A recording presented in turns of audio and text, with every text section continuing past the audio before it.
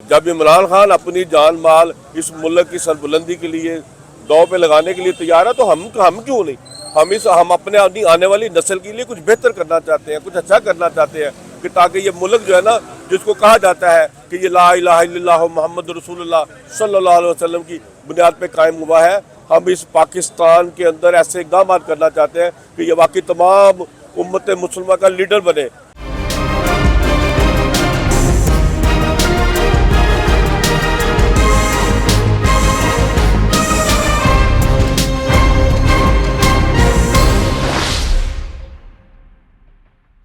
میں جی اچھرا UC84 سمن آباد ٹاؤن حفیظ صدیقی صاحب کی جو سمن آباد صدر ہے حفیظ صدیقی صاحب وہاں ہے، میں ان کے ساتھ بھی آیا ہوں۔ میں PTI کا جب سے PTI بنی ہے اس وقت سے PTI لور ہوں، تو میں آتا ہوں 26 سال پرانے ہیں۔ بالکل، آج تک اللہ کی رحمت سے اس بات کا حلف ہے کہ عمران خان کا جو ووٹ ہے وہ عمران خان کو دیا۔ جب ایک شخص ہے مجھے بتائیں اس کو شہرت کی، پیسے کی، کس چیز کی کمی ہے؟ کوئی نہیں ہے۔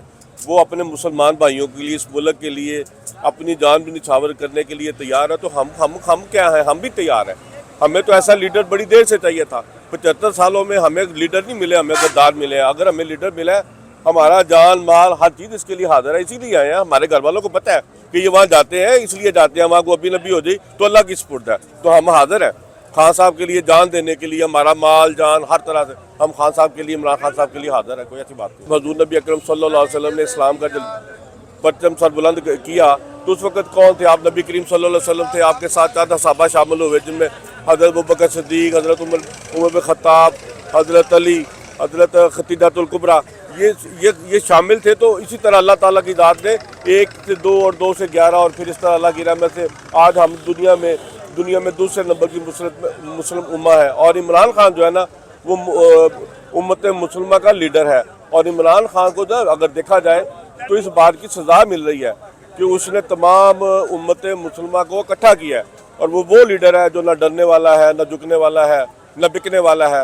ہاں کٹ سکتا ہے، تو جس طرح عمران خان اسلام کی سربلندی کے لیے کٹ سکتا ہے، اسی طرح ہم عمران خان کے شانہ بشانہ اسلام کی سربلندی کے لیے کٹنے کے لیے تیار ہے۔ اللہ تبارک تعالیٰ ہم چاہتے ہیں کہ ہم سے وہ کام لے جو اسلام میں ہماری سربلندی، اس قوم کی بہتری، اس قوم کی عظمت کا سبب بنے۔ ہم اس کے لیے حاضر ہیں۔ ہم حق کی جنگ لڑ رہے ہیں، مفادات کی جنگ نہیں لڑ رہے، اور اللہ ہمیشہ حق والوں کے ساتھ ہے، اور ہم حق پہ ہیں۔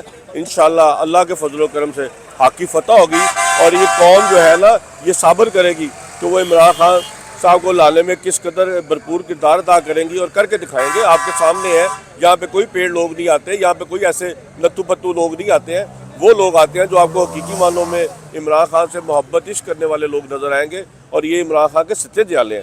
ہم اس ملک کے لیے ہیں۔ جب عمران خان اپنی جان مال اس ملک کی سربلندی کے لیے دو پہ لگانے کے لیے تیار ہے تو ہم کیوں نہیں؟ ہم اپنے آنے والی نسل کے لیے کچھ بہتر کرنا چاہتے ہیں، کچھ اچھا کرنا چاہتے ہیں کہ تاکہ یہ ملک جو ہے نا، جس کو کہا جاتا ہے کہ یہ لا الہ الا اللہ محمد رسول اللہ صلی اللہ علیہ وسلم کی بنیاد پہ قائم ہوا ہے، ہم اس پاکستان کے اندر ایسے اقدامات کرنا چاہتے ہیں کہ یہ واقعی تمام امت مسلمہ کا لیڈر بنے، اور یہ اللہ کی رحمت سے آپ دیکھیں گے کہ یہ عمران خان کی قیادت میں ہوگا۔